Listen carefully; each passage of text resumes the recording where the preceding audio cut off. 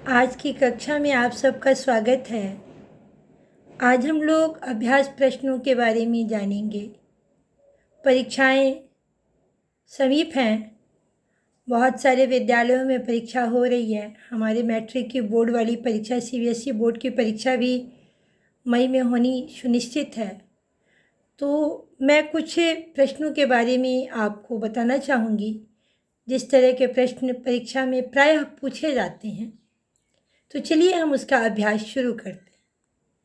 सबसे पहले आप देखेंगे किसी भी परीक्षा में अपठित अवबोध्यम गद्यांश अथवा पद्यांश से प्रश्न निश्चित रूप से आते हैं। मैंने बहुत सारा वीडियो इस अभ्यास प्रश्न पर बनाया है, लेकिन मेरी कोशिश है कि 2-4 एग्जाम्पल देकर के मैं आपको ये बता दूं कि किस तरह से प्रश्न अगर आपसे पूछे जाएंगे तो आप उसका उत्तर किस प्रकार से देंगे। इसलिए अभ्यास प्रश्न को समझने के लिए आप वीडियो को अंत तक देखिएगा और मेरी बात को समझने की कोशिश कीजिएगा। सबसे पहले हम अपठित गद्यांश को देख लेते हैं। अपठित गद्यांश से आपकी परीक्षाओं में 10 नंबर के प्रश्न लगभग पूछे जाते हैं। 8 या 10 नंबर के प्रश्न जो हैं सीबीएसई बोर्ड की 10th की परीक्षा में पूछे जाते हैं। तो चलिए हम लोग देखते हैं।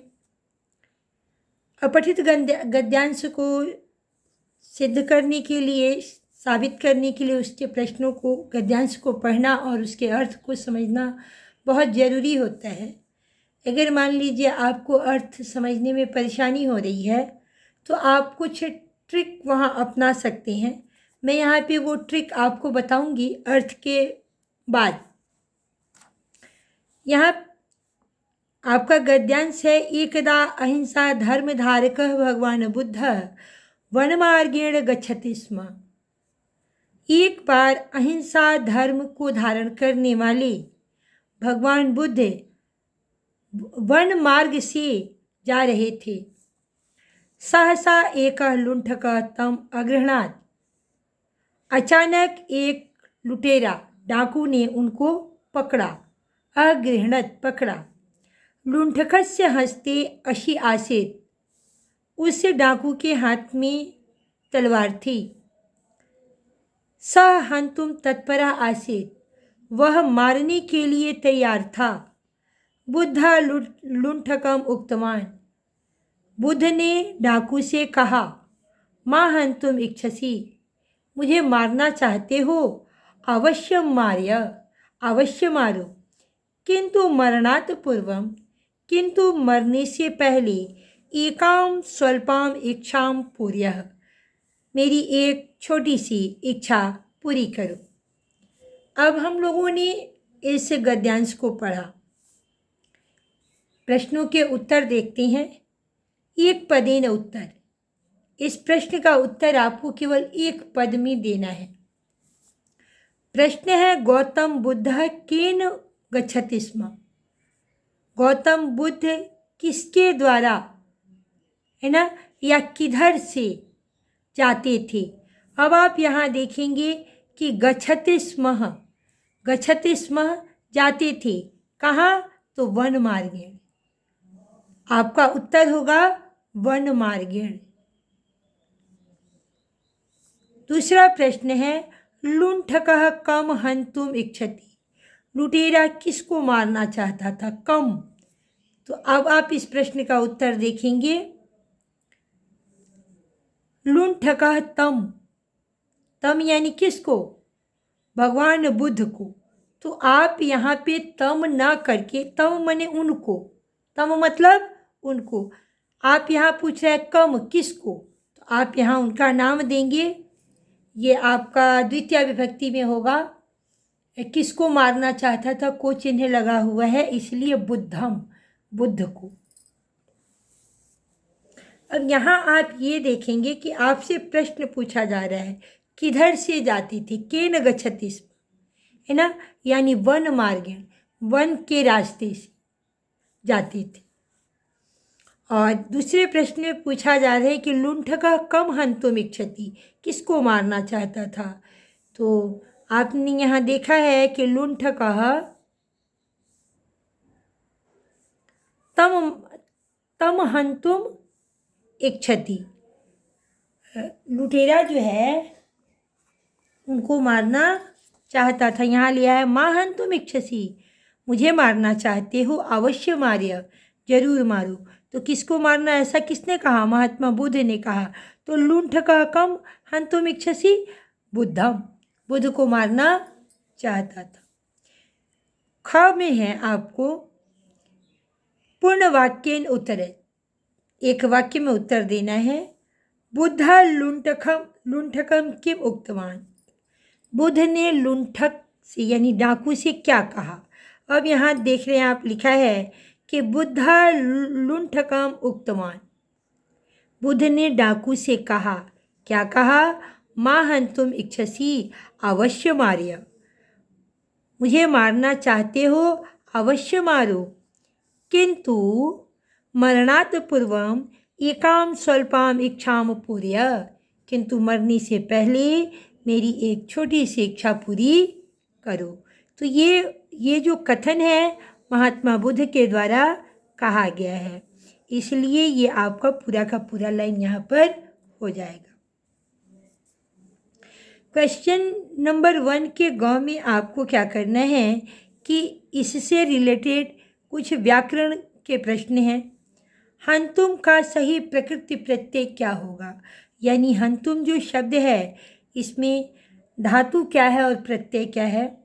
तो आपका 3 ऑप्शन दिया हुआ है, हन धातु तुमुन प्रत्यय, हन धातु ल्यप प्रत्यय, हन धातु कत्वा प्रत्यय। हन धातु में जब तुमुन प्रत्यय जोड़ते हैं तो हंतुम होता है, लेकिन हन में ल्यप जोड़ेंगे तो अहन्य हो जाएगा, अहन्य, और कत्वा जोड़ेंगे तो हो जाएगा हत्वा। इस प्रकार से आपका ये क वाला ऑप्शन जो है वो सही होगा। तीसरा प्रश्न है कि लट लकार की धातु में समा लगाने से क्रिया बन जाती है। लट लकार की धातु में अगर समा निपात को जोड़ा जाता है तो लंग लकार यानी भूतकाल की क्रिया बनती है। आप यहाँ देख रहे होंगे भगवान बुद्धा वन मार्गेण गच्छति स्म, यानी भगवान बुद्ध वन मार्ग से जाते थे। गच्छति जो है लट लकार की क्रिया है, यहाँ पे समानिपात लगा करके इसे भूतकाल की क्रिया बनाया गया है। क्वेश्चन नंबर 2 में अब आपको क्या करना है, अव्यय से प्रश्न आते हैं हमारे परीक्षाओं में। तो कुछ अव्यय शब्द दिए गए हैं, इतस्ततः, इधर उधर, वही, बाहर, वही वही 2 जगह दिया गया है, निश्चय नीचे और ऊपरी ऊपर की ओर। अब आप आवश्यकता के अनुसार इन अव्ययों का प्रयोग करेंगे। जैसे खग सावकः नीड़ात, पक्षियों के जो बच्चे थे वो घोंसले से आगच्छति आते हैं। अब इधर उधर, बाहर, नीचे या ऊपरी आप उचित अव्यय का प्रयोग कर सकते हैं। निड़ात आप वही भी कर सकते हैं, या फिर निश्चय, नीचे भी आगच्छति आते थे। तो आपका ये कोई भी ऑप्शन सही हो जाएगा, बाहर, नीचे, ऊपरी, निरात, ऊपरी। तो ऊपरी के अर्थ में आपका विभक्ति चिन्ह हो जाएगा, चेंज हो जाता है, इसलिए यहाँ पे वही होगा, वही आगच्छति। वानरः वृक्षेषु कूर्दन्ति, बंदर जो हैं वो वृक्षों पर कूदते हैं। तो बंदर वृक्षों पर इस डाली से उस डाली पर कूदते हैं, इसलिए क्या होगा, इतस्ततः, इधर उधर कूदते हैं।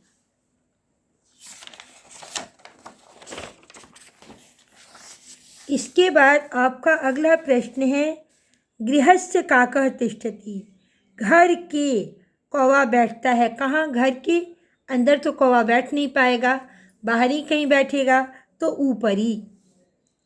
सह रात्रो गच्छति, वह रात में जाता है कहाँ, बाहर, वही। पथिका वृक्षस्य विश्राम्यति, यात्री जो है वृक्ष के ऊपर तो विश्राम करेगा ही नहीं, वृक्ष के बाहर भी नहीं करेगा, तो क्या होगा, निश्चय है, यानी निश्चय विश्राम्यति, विश्राम करता है। क्वेश्चन नंबर 3 में आपको मैच द फॉलोइंग है।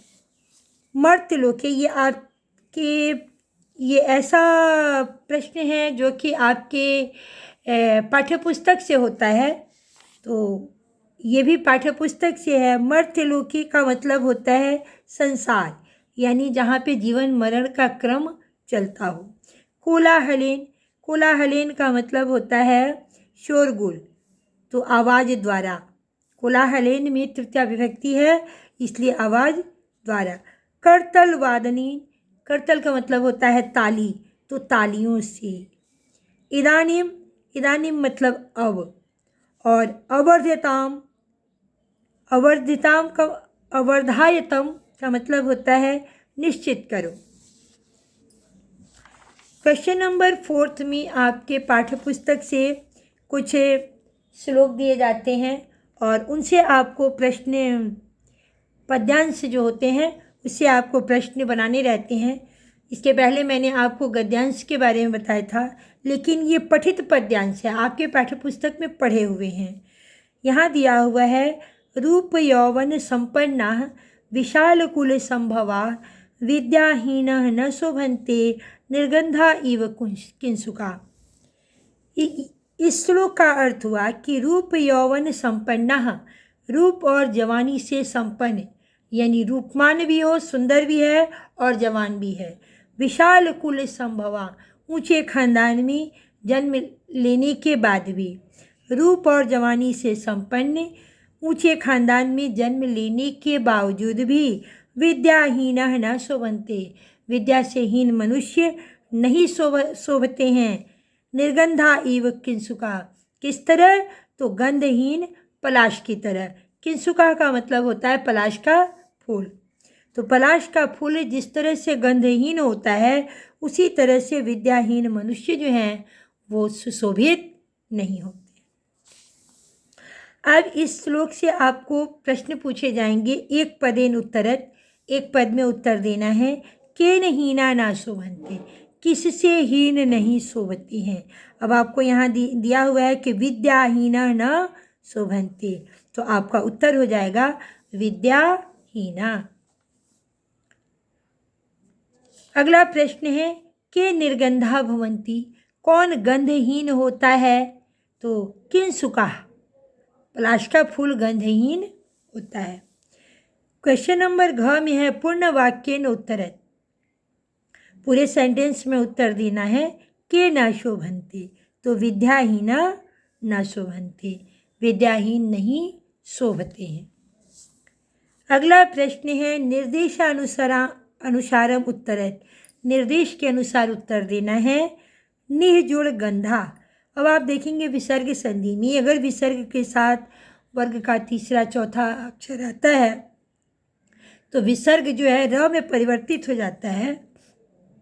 यहाँ विसर्ग र में परिवर्तित हो गया तो आपका शब्द बनेगा निर्गंधा। अगला प्रश्न है, प्रदत्त पदस्य विभक्तिम वचनम च लिखत, दिए गए पद का विभक्ति और वचन लिखना है।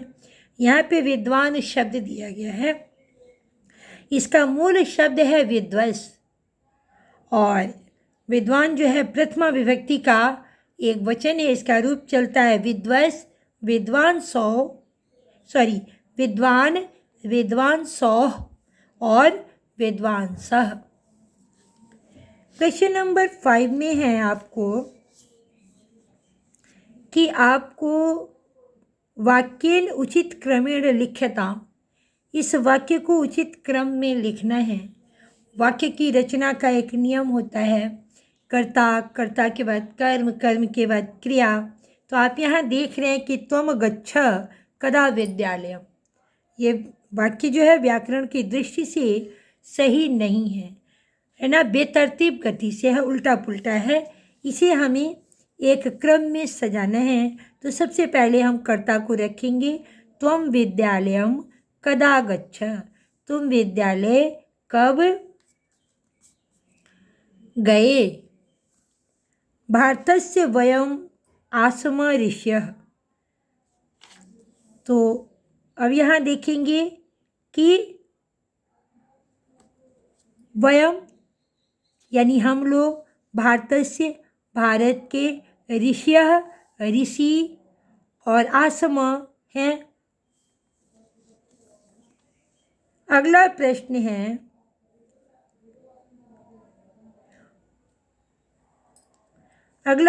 है कि युद्धम सदा अजयत यूयम। अब युद्ध में हमेशा तुम लोग विजयी होते हो, चाहे हुए, अजयत लंग लकार में है, अजयत हुए, तो तुम लोग करता है, कौन विजयी हुआ, तो तुम लोग। तो यूयम युद्धम सदा अजयत, यूयम युद्धम सदा अजयत, तुम लोग हमेशा युद्ध में विजयी हुए। अगला प्रश्न है दूरदर्शनम रात्रो अपश्यत सः। अब रात में दूरदर्शन को कौन देखता है, तो वह क्या है, सब्जेक्ट है। तो सह रात्रो दूरदर्शनम अपश्यत, वह रात में दूरदर्शन यानी टेलीविज़न देखा, उसने रात में टेलीविज़न देखा। प्रणम्य एकलव्यः गुरुम गच्छति। अब यहाँ देखेंगे एकलव्य ने गुरु को प्रणाम करके, एकलव्य गुरु को प्रणाम करके जाता है। तो एकलव्य गुरुम प्रणम्य गच्छति, एकलव्य गुरु को प्रणाम करके जाता है। क्वेश्चन नंबर 6 में है, यह आपके पाठ्यपुस्तक से संबंधित प्रश्न हैं, पूछे जाते हैं। विद्वान कुत्र पूज्यन्ते, विद्वानों की पूजा कहाँ होती है, तो विद्वान सर्वत्र पूज्यते, विद्वानों की पूजा सभी जगह होती है। विद्यालय कः महोत्सवः आसीत्, विद्यालय में कौन सा महोत्सव था, तो क्रीड़ा महोत्सवः। बुद्ध कस्य आलिंगनम करोति स्म, बुद्ध ने किसका आलिंगन किया था, तो बुद्ध ने लुंठक यानी डाकू को अपनी बाहों में भर लिया था। तो बुद्ध लुंठकस्य आलिंगनम करोति स्म। उदार चरितानाम किंब कुटुंबकम, उदार चरित्र वाले किसके परिवार होते हैं, कुटुंब होते हैं, तो किम यानी वसुधैव, पूरी उदार चरित्र वालों के लिए पूरी धरती ही परिवार होती है। उच्च शिक्षायै गांधी कुत्र गच्छत्, उच्च शिक्षा प्राप्त करने के लिए गांधी कहाँ गए, तो आंग्ल देशम, उच्च शिक्षा प्राप्त करने के लिए गांधी जी इंग्लैंड गए थे। तो इस प्रकार से मैंने आपको कुछ अभ्यास प्रश्नों के माध्यम से परीक्षाओं के संभावित प्रश्न जो परीक्षा में प्रायः पूछे जाते हैं उनसे मैंने आपको अवगत कराया। मैंने ये बताना चाहा कि अगर आपको इस तरह से परीक्षा में प्रश्न पूछे जाएं तो आप घबराएंगे नहीं और इसी तरकीब से आप अपनी परीक्षाओं के प्रश्न पत्र को हल करेंगे। मुझे उम्मीद है कि मेरा ये प्रयास परीक्षार्थियों के लिए फ़ायदेमंद होगा। आपको अगर ये मेरा प्रयास पसंद आए तो आप वीडियो को लाइक कीजिएगा, अपने विचार कमेंट के द्वारा अवश्य बताइएगा। मुझे आपके कमेंट का इंतज़ार रहता है क्योंकि आपका कमेंट मेरे लिए प्रोत्साहन का काम करता है और इस वीडियो को ज़्यादा से ज़्यादा लोगों में शेयर करिएगा ताकि अधिक से अधिक लोग इसका फ़ायदा उठा सकें। धन्यवाद।